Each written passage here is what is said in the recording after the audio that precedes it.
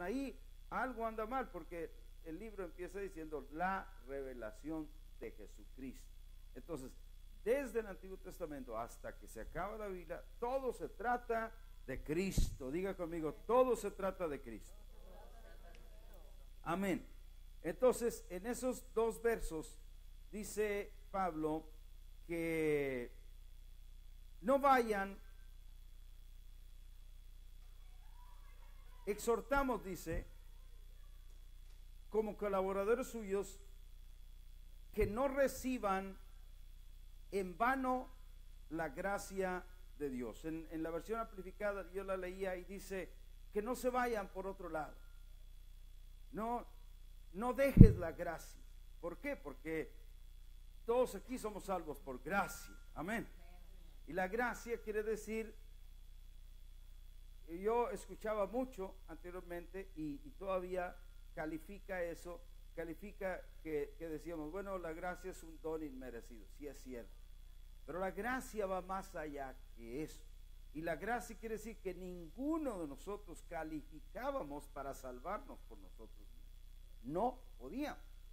Pero la gracia vino y obró su maravilloso milagro y nos hizo capaces de poder recibir la justificación que Dios da. Entonces Pablo lo que dice aquí, hablando, no busquen otro lado, manténganse en la gracia. No, ¿por qué otro lado pudiéramos ir? Mira, pudiéramos irnos por el lado del mundo. Y uno dice, no, pues sabes que ya me cansé de la iglesia. No te canses, es que no es la iglesia, es tu relación con Dios. Hay gente que dice, ay, pero es que esta iglesia donde yo voy, que bueno, yo no te estoy aconsejando cambiarte de iglesia, pero a veces quizás sea necesario si no hay edificación, si no te estás edificando, pero no es la iglesia, es tu relación y tu comunión con Cristo Jesús, pero es todo a través de la gracia. No podemos ir por el mundo, no nos debemos ir por ahí, no améis el mundo. También nos podríamos ir por la ley, y hay gente que se inclina mucho allá hacia la ley y mira, cumplir los 10 mandamientos es bueno, pero no salva. El único que salva es Jesucristo. Es que eso tenemos que ponerlo claro en nuestra vida. El pastor quiere decir que no voy a guardar los 10 mandamientos. No, claro que sí, pero no puedo esperar y decir, como yo guardo los 10 mandamientos, eso me salva. No, porque nunca nos va a poder salvar. Entonces eso sería irnos por la ley. Ni los 10 mandamientos nos pueden salvar, porque ya establecimos claro que lo único que nos salva es, dígamelo, Cristo. Dígalo fuerte, ¿quién es? Cristo es lo único que nos salva. Por eso Pablo dice que no nos vayamos por otro lado, afiánzate, no reciban en vano la gracia. Y por supuesto lo otro por lo que pudiéramos irnos, y en este momento pienso, sería las obras. Si no, tal persona, nunca oyeron eso, tal persona tiene ganado el cielo. ¿Se acuerdan que decían? No iba a la iglesia, no era Jesucristo, pero dicen, no, esa persona tiene ganado el cielo. ¿Y por qué? Bueno, pues porque hace muy buenas obras. Pregunto yo, ¿es bueno hacer obras? Y muy bueno, muy loable, pero no nos salva a ninguno. No podemos pensar que el hacer buenas obras nos va a salvar. ¿Por qué? Porque no hay justo ni aun uno, y porque estamos estableciendo acá que lo único que nos salva es la gracia. Y entonces Pablo menciona ese verso de Isaías 48 que dice, porque dice, Dios fue el que dijo, en tiempo aceptable te he oído y en día de salvación te he socorrido. Tiempo aceptable, fíjate, en tiempo aceptable. Dios te dice, yo te he oído en un tiempo aceptable. ¿Y cuál es ese tiempo aceptable? Es la gracia, es donde estamos viviendo ahora. La gracia abarca desde que Jesucristo resucitó y hasta que venga el día final. Todo este tiempo vivimos en la gracia, y en la gracia, si clamas a Dios, Gloria, Dios dice, bienvenida, hija, yo te oigo. Es lo que él está diciendo acá. En tiempo aceptable te he oído, porque en la gracia siempre nos oye. ¿Se acuerda que Jesucristo dijo, Padre, yo te doy gracias que siempre me oyes? Entonces, si oía a Jesús, nosotros podemos estar seguros que nos oye a nosotros. ¿Por qué? No porque yo vengo no porque soy muy bueno o porque sea tan bueno como Jesucristo y que por eso me vaya a oír, sino porque he aceptado la justificación que me da Jesucristo. ¿Alguien puede bendecir a Dios? Y como he aceptado la justificación que Jesucristo me da, me puedo presentar al Padre igualito que se presenta a Jesús. Y así como el Padre atiende a Jesús, atiende a los que son de Jesús. Entonces, y por la otra parte, el siguiente renglón dice, y en día de salvación te he socorrido. La versión amplificada dice, te ha ayudado en el día de salvación. ¿Y cuándo? ¿Alguien me puede decir cuándo es el día de salvación? ¿Cuándo? ¿Cuándo será? Todos los días. Diga ahora. Ahora, ¿por qué? Porque estamos desde que resucitó Cristo y hasta el día final. Estamos hablando del día de salvación. Cuando decimos el día de salvación, quiere decir el día que cualquier persona se puede salvar, porque acepta lo que Jesucristo hizo. ¿Está claro eso? Es maravilloso. Entonces tú vas con cualquiera de tus amigos o tus amigas y descubres estas verdades, y por eso te las estoy enseñando, ¿no? Y por eso te dije que no estamos estudiando la Biblia solo por estudiar, pero hay un proceso y hay un arreglo en esto para que tú vayas entendiendo esto, que cuando estás con cualquier persona dices, pero esta persona, ¿por qué vive perdida? ¿Por qué vive angustiada? ¿Por qué vive como si no hubiera esperanza? Así, hoy es el día de salvación, amén. Hoy es el día de la gracia, y tal vez tú en ese momento no le puedes decir todo, pero empiezas una relación para que viniendo el tiempo puedas contarle más. Alguien dice amén en esta noche. Entonces, esa fue la primera parte, valoren la gracia de Dios. La segunda, en el verso 3, versículo 3 solamente, dice, muy importante, porque dice, no damos, esta es la segunda parte, la voy a leer voy a leer la parte o la división que yo encontré, que tu forma de vivir gane a otros y no los pierda. Fíjese bien, porque este verso está chiquito, pero yo encontré que esta era una parte en sí del capítulo, que tu forma de vivir gane a otros y no los pierda. Y mira el verso 3, no damos a nadie. Primero dice nadie, todos digan nadie. Pero luego la otra palabra clave ahí dice ninguna. Diga ninguna. Entonces, primero nadie quiere decir a nadie. No le damos a nadie ninguna ocasión. Ni una chiquita, ni una grande, ni una mediana. Ninguna ocasión es ninguna ocasión de tropiezo. Ninguna ocasión de tropiezo. Dice, para que nuestro ministerio no sea vituperado. ¿Qué quiere decir eso, amado hermano? Que nosotros debemos de comportarnos siempre como ministros de Dios.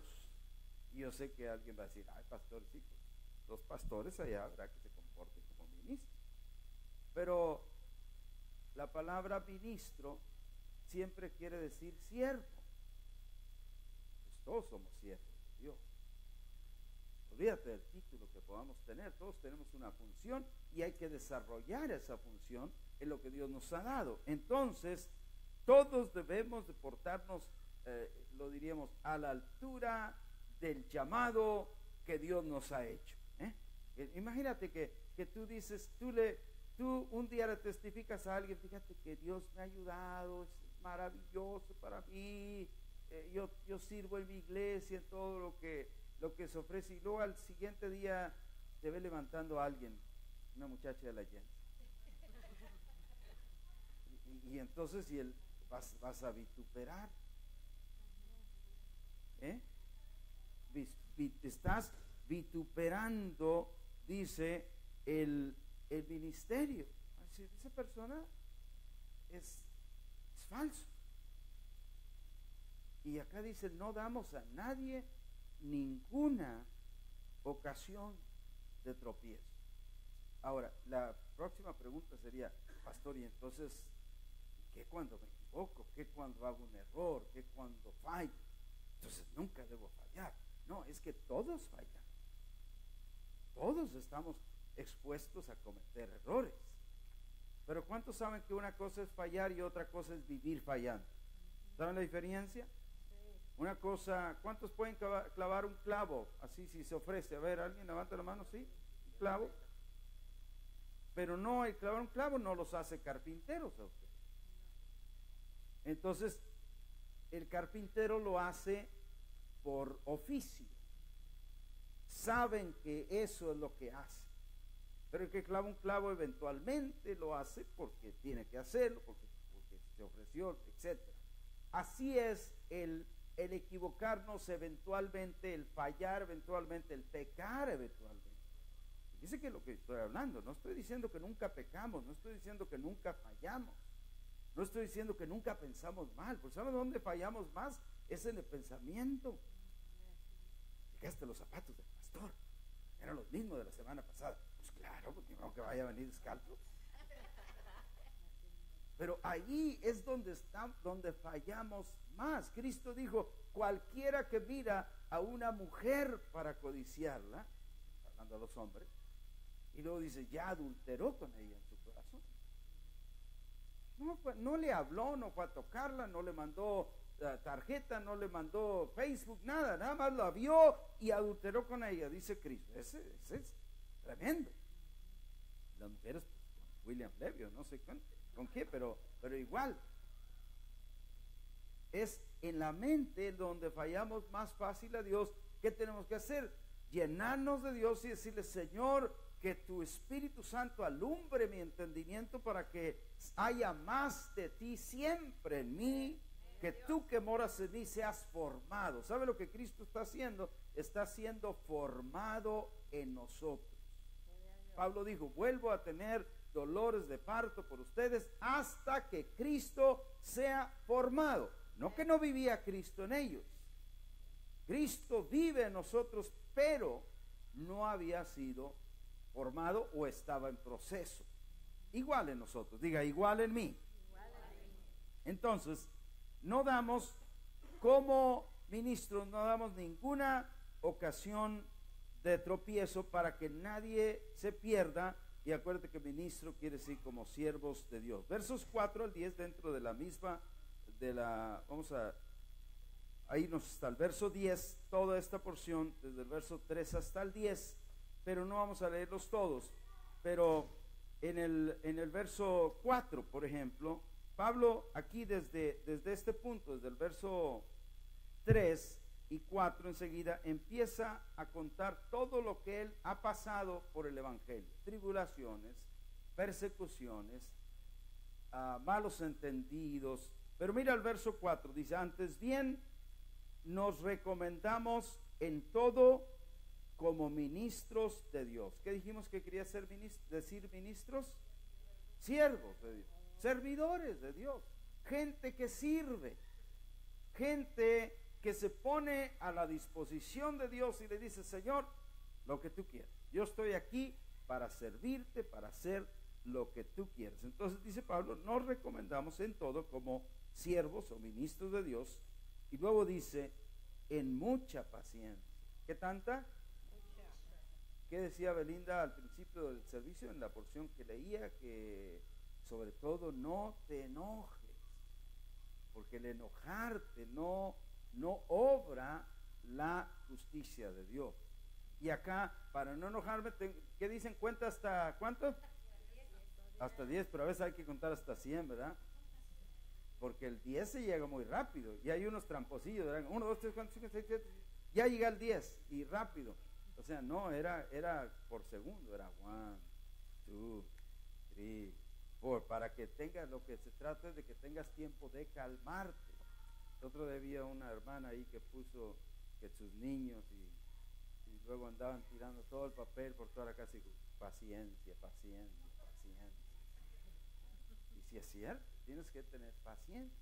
Pero no solamente con los niños, con toda la gente, en el tráfico, con la gente del trabajo, con los mayordomos. ¿A poco no son a veces muy medios mandones?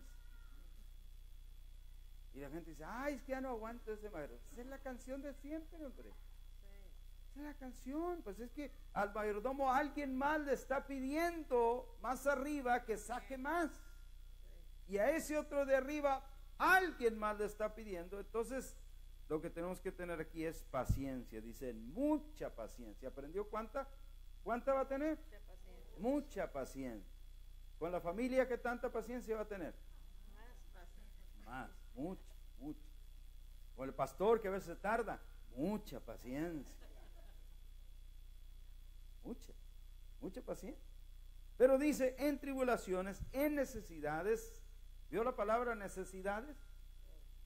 Y usted va a decir, ay pastor, yo creí que si me convertí a Cristo ya nunca iba a haber una necesidad. Pablo pasó, Cristo pasó. Entonces, no. Es que a veces pensamos que Dios es como mi Santo Claus, el que me provee todo. No, lo importante aquí es que estamos haciendo nosotros el trabajo de Dios. Y luego viene lo de nosotros. Ahora, Dios va a suplir lo de nosotros, no te preocupes. Si tú vives para Dios, Él ha prometido suplir todas nuestras necesidades. Pero aquí vale decir como los jóvenes hebreos, sabemos que el Dios que nosotros servimos, ¿qué dijeron? Nos librará. Pero luego dijeron, pero si no nos libra, tampoco vamos a caer en. Si no nos libra, ellos estaban dispuestos a, si no se cumplen mis expectativas, yo voy a seguir con la expectativa del Dios a quien yo sirvo. Entonces acá tenemos que estar seguros. Mira el verso 9. Dice, como desconocidos, después de que habla de muchas cosas que le pasaron, verso 9, como desconocidos, pero bien conocidos. Yo leí eso en la amplificada y dice, como desconocidos o ignorados por el mundo. El mundo dice, oye, tú eres cristiano, así, y mira cómo te va. Mira el carrazo que traigo yo. Mira la casota que tengo yo. Mira la lancha que tengo yo. O sea, el mundo te puede comparar, te puede decir así. Y no, es insignificante. Pablo dice, como ignorados por el mundo, pero luego nota la otra frase, pero bien conocidos. Y en la amplificada dice, pero bien conocidos por Dios. Aleluya. Mejor es que te conozca Dios, amado. Amén. Que seas bien conocido de Dios. Bien conocido por Dios. Verso 10 dice, es otro de esos, dice, como entristecidos, mas siempre gozosos, como pobres, mas enriqueciendo a muchos. Y la última parte de eso fue lo que me llamó la atención, porque dice, como no teniendo nada, léame la última parte, pero, o más, ¿qué dice? Poseyéndolo todo. Como no teniendo nada, pero siendo dueños de todo. Y ¿sabes qué? Mucha gente del mundo va a decir, tú estás soñando, porque estás pensando que tienes cuando en realidad no tienes. Ahora, eso es cierto cuando no tengo la promesa de Dios, cuando yo solamente pienso que yo voy a tener algo que se me ocurrió a mí. Eso es soñar. Y el mundo tendría razón en decirte, tú estás soñando, pero cuando lo que digo que tengo es algo que Dios dice que yo tengo, el que dice que yo tengo es mayor y es capaz de cumplir lo que dice que yo tengo. ¿Habrá alguien que lo crea aquí en esta hora? Por eso, siendo dueños de todo, aunque todavía no veamos que somos dueños de todo, pero tenemos lo que Dios nos ha prometido. Esa era la segunda parte. Y la tercera, versos 11 al 13, es una partecita que entró allí en el capítulo y que casi que, miren lo que el apóstol le está diciendo. Vamos a leer 11 y 13, dice 11 al 13. Nuestra boca se ha abierto a vosotros, oh Corintios, nuestro corazón se ha ensanchado. Ensanchado quiere decir se ha engrandecido hacia ustedes. ¿Han oído la canción Puro Corazón? Esa persona es puro corazón, así que tiene un corazonzote para amar. Eso es lo que está diciendo. Nuestro corazón se ha ensanchado. Verso 12. No están ustedes estrechos en nosotros.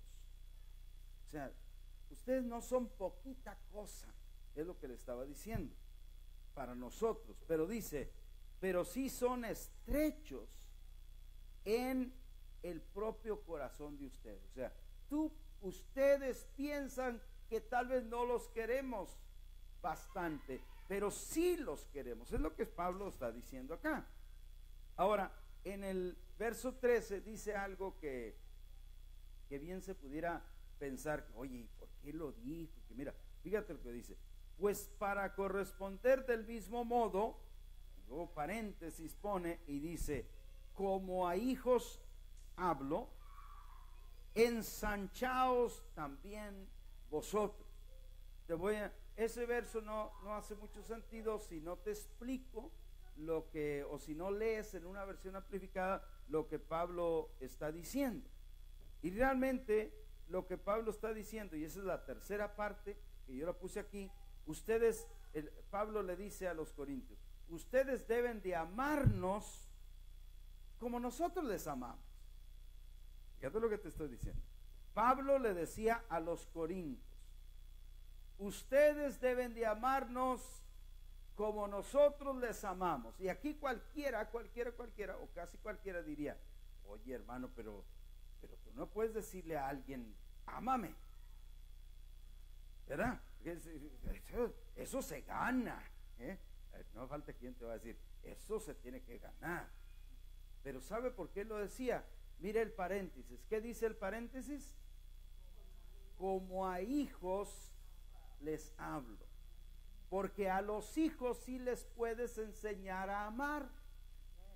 Y a los hijos sí les puedes enseñar a no traicionar a sus padres y a los que los aman y a los que los dirigen y a los que están enseñándoles.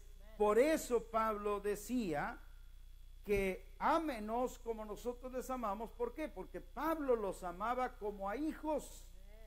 Y entonces, por eso tú a tus hijos sí les puedes enseñar. Mira, ¿cómo vas a desobedecer a tus padres? ¿Cómo vas a ser grosero con tus mayores, con tus abuelos, con tus tíos? No, tú tienes que respetar. ¿Y qué estás enseñándoles? Estás enseñándolos a amar, a amar a quien deben amar. Entonces, en la iglesia, como a hijos, también se debe enseñar a amar. Y te debo decir que no es bueno que traicionemos, que no es bueno que ataquemos por la espalda, que no es bueno que hablemos mal.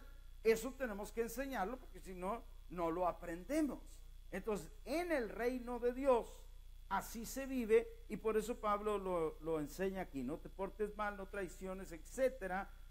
En resumen, Pablo les dice a los corintios, ámenos así como nosotros también los amamos a ustedes. Bueno, y llegamos a la última parte, que la voy a leer, y luego van a pasar dos hermanas que hoy nos van a traer las dos lecturas que traigo para complementar la lección.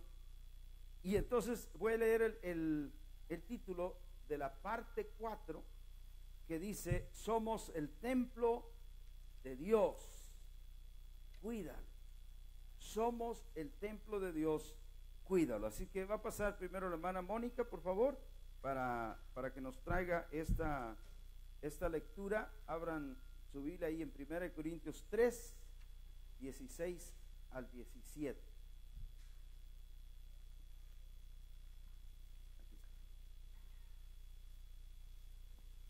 ¿Tiene volumen?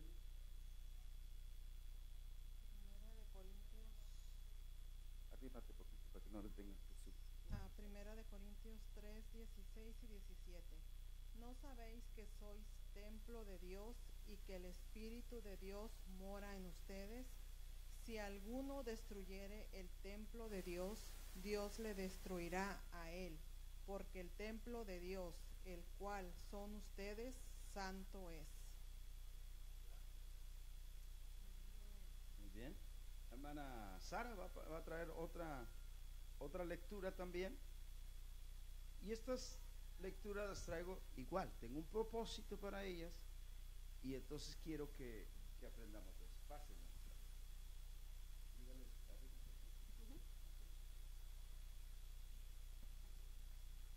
Efesios 2:20.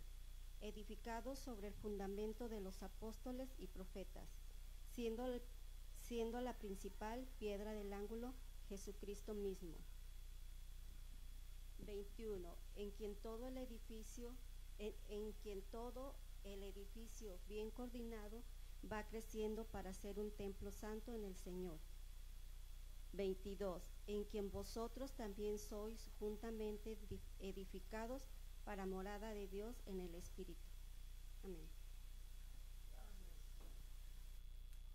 Muy amables, hermanas.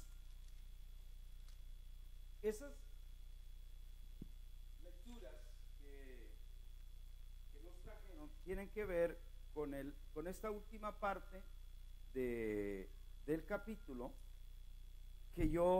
y que en realidad tiene que ver con el título, que somos su templo, la morada de Dios en la tierra.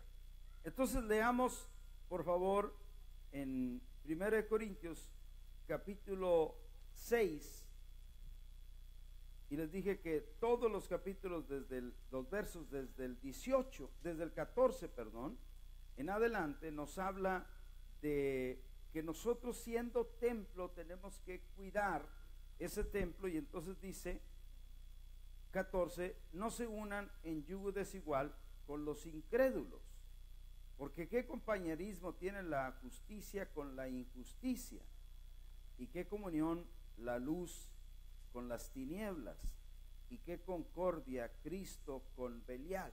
Belial es cuernudo, diablo. O qué parte el creyente con el incrédulo. Para ahí tantito y te digo esto: la mayoría de los casos estas escrituras se aplican a yugo desigual. Pareciera que está hablando solamente de que un creyente no se case con una creyente o viceversa.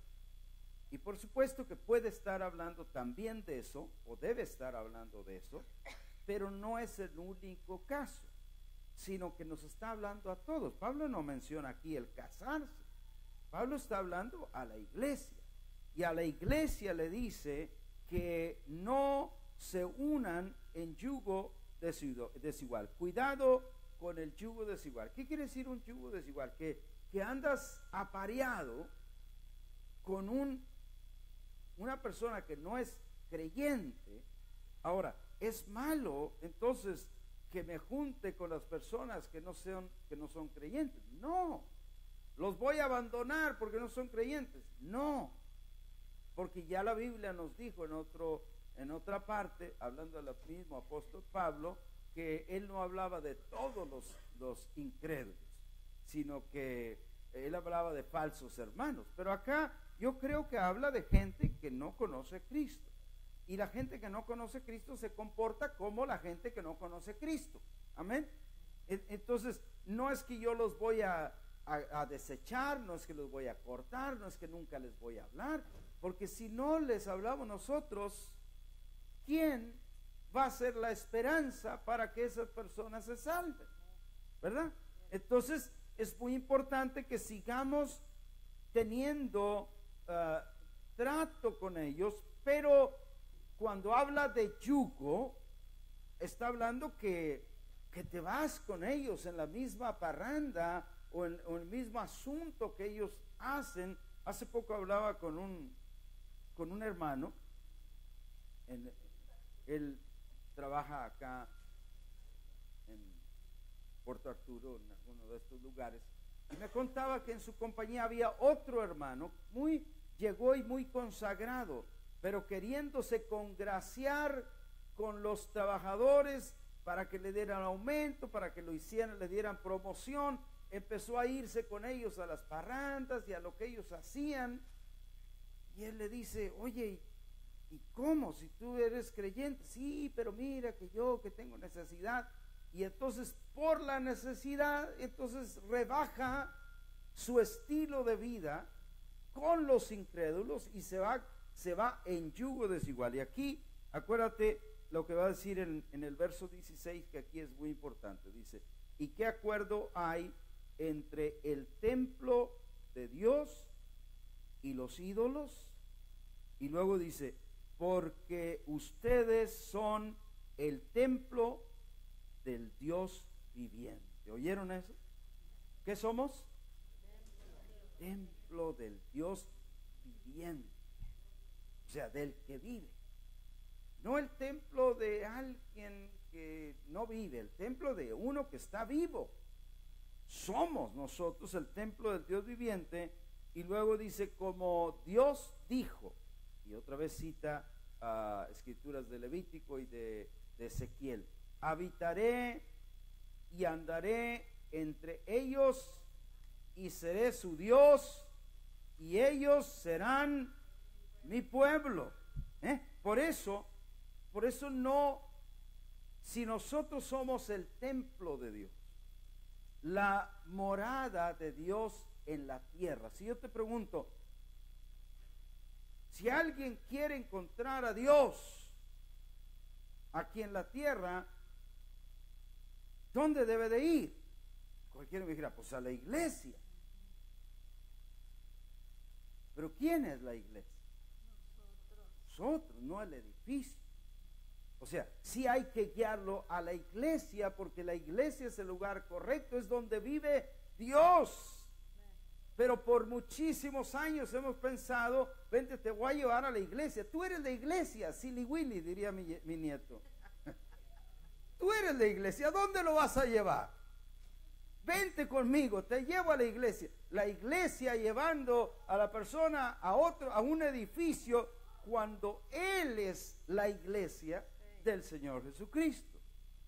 ¿Me estoy dando a explicar en eso? Eso es clave. Nosotros somos el templo del Dios viviente. Y Dios dijo, fíjate, habitaré. Esa palabra habitar es no venir a visitar, sino habitar es vivir. Habitaré entre ellos. ¿Sabe que yo creo que muchos de nosotros debemos aprender a cambiar la forma como hablamos a Dios?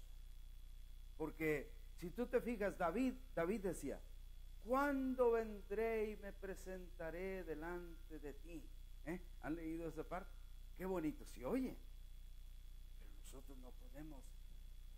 Es como que tú tenías a tu novia o a tu novio, y antes de casarte le decías, si era la mujer, le decía, ay, palomo mío, cuánto te extraño, pero todavía no te casabas, pero ahora si estás ahí con él en la cama, palomo mío, cuánto te extraño. El otro va a decir, yo, si aquí estoy, me estoy explicando. Entonces, con Dios es igual. Hay expresiones del Antiguo Testamento que acuérdate, Cristo no había venido, Cristo no vivía dentro de los creyentes. Entonces tenemos que cambiar eso y decir, Señor, tú vives dentro de mí.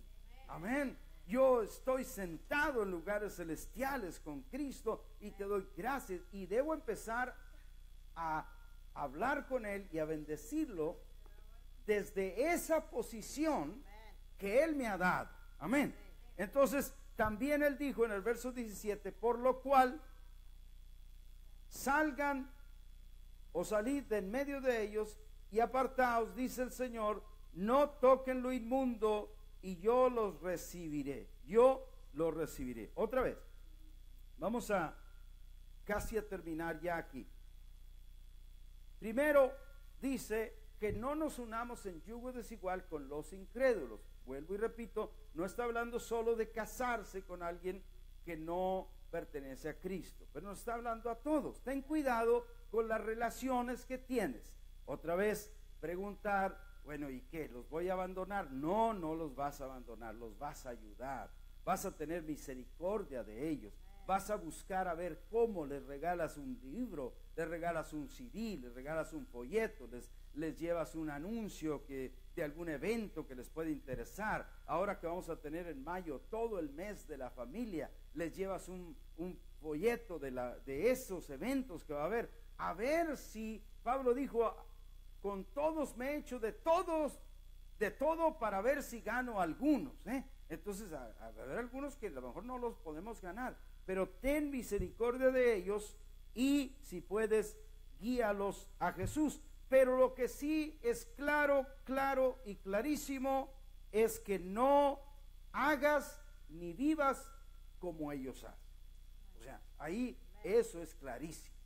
Uno dice, bueno, pues como yo me quería acercar al compadre, ¿verdad? Y querías que viera que yo sí soy jalador con él. Y él sacó las caguamas y yo le dije, bueno, compadre, pues en el nombre del Señor, pues hágalo, ¿verdad? Para que veas que sí soy jalador contigo. No, ya estás haciendo otras cosas. Vaya conmigo a Primera de Tesalonicenses capítulo 5. Estamos ya casi terminando.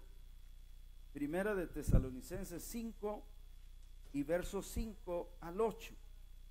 Dice, porque todos ustedes son hijos de luz. ¿De qué somos hijos? De luz. Pero también dice, e hijos del día. Y luego dice, no somos de la noche ni de las tinieblas. Ahora, si Dios dice, Jesús, que tú eres un hijo de luz, ¿cómo te vas a considerar tú a partir de este momento? Como un hijo de luz. ¿Por qué? Porque lo dice Dios. Aquí no debe ser el pastor me dijo, no hombre, eso se te acaba de aquí al portón. Aquí tiene que ver lo que Dios te dice. Si Dios es el que te dice, tú eres hijo de luz, tú eres hijo del día, entonces dice, no somos de la noche ni de las tinieblas. Verso 6, por tanto no durmamos como los demás. Nota, quiere decir que los que no viven para Cristo andan, ¿cómo anda una persona que está dormida pero que anda caminando? ¿Cómo se comporta? A tumbos, ¿verdad? Que no se va tropezando, o sea, va de tropiezo en tropiezo. ¿Por qué? Porque está dormida pero va caminando, sonámbulo. Entonces dice Pablo que los que no durmamos como los demás, verso 6, dice, sino velemos y seamos sobrios. ¿Cómo debo ser yo? Sobrio. ¿Qué quiere decir? ¿Quién tiene otra palabra para sobrio? ¿Sobrio? ¿Otra palabra? ¿Nada? ¿Sobrio? ¿Qué es sobrio, pues? ¿Qué es una persona que está sobria? Ahí está. Mire, el siguiente es el que teníamos. El verso 6, por favor. Ahí está. Seamos sobrios. Es la misma palabra. ¿Qué significa sobrios? A ver. Atentos, vigilantes, alertas. Me gusta esa palabra. Ahora dígame, ¿qué es lo contrario a sobrio? Ahí sí ya me va a decir. ¿Qué es lo contrario a sobrio? ¿Nerviosa? ¿De veras? ¿O qué es?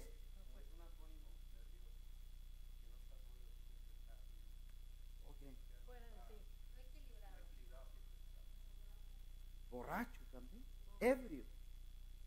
Es quizá otra parte. Que ande como ebrio.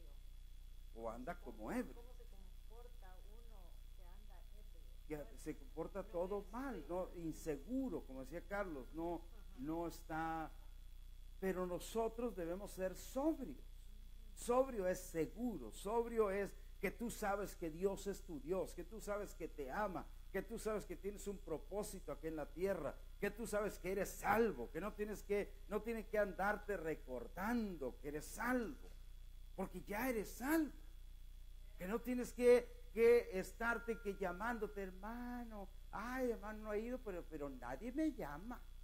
Come on, tienes que crecer y tienes que saber que tú eres quien eres. Amén. Tienes que darte cuenta, tienes que ser sobrio. Dice aquí, porque nosotros seamos sobrios. Y luego el verso 7, vamos hasta el 8, dice, pues los que duermen, de noche duermen. Y los que se embriagan, de noche se embriagan. Verso 8. Pero nosotros, diga fuerte, pero nosotros. Fíjate, que somos del día, seamos sobrios, habiéndonos vestido de la coraza de fe y de amor, y con la esperanza de salvación como el casco. La salvación es como el casco, que te dan espadazos, échale todos los espadazos, porque yo soy salvo por Jesucristo, nada me va a desviar de él. Entonces, resumiendo la parte 4, porque es la final, nosotros somos el templo de Dios, somos la morada de Dios en la tierra. Y yo sé que la pregunta obligada de alguien aquí sería, hermano, pero yo, este pobrecito que vino de Coahuila, aquí va a vivir Dios, pero si yo soy tan nervioso y yo soy tan poca cosa, acuérdate, Cristo está siendo formado en ti. Y tal vez ahora sea eso lo que tú ves, pero Dios ve otra cosa. Y Dios dice que tú eres el templo, su templo aquí en la tierra. Cuando alguien necesita ir a Dios, necesita ir a la iglesia, pero la iglesia somos tú y yo, que podemos contarle el maravilloso mensaje del Evangelio. ¿Cuál es el maravilloso mensaje del Evangelio? Las buenas nuevas. Cristo vino para salvarnos, perdonar todos nuestros pecados, y si tú le aceptas, también te perdona a ti y te hace hijo de Dios y te invita a ser parte de su reino y su propósito eterno. ¿No es eso grandioso, hermano? Termino con la conclusión en el verso 18 de donde estábamos. Volvemos a Corintios, en el verso 18, que es el último verso, y dice, y seré para ustedes por padre. Fíjate, nada más, nada más.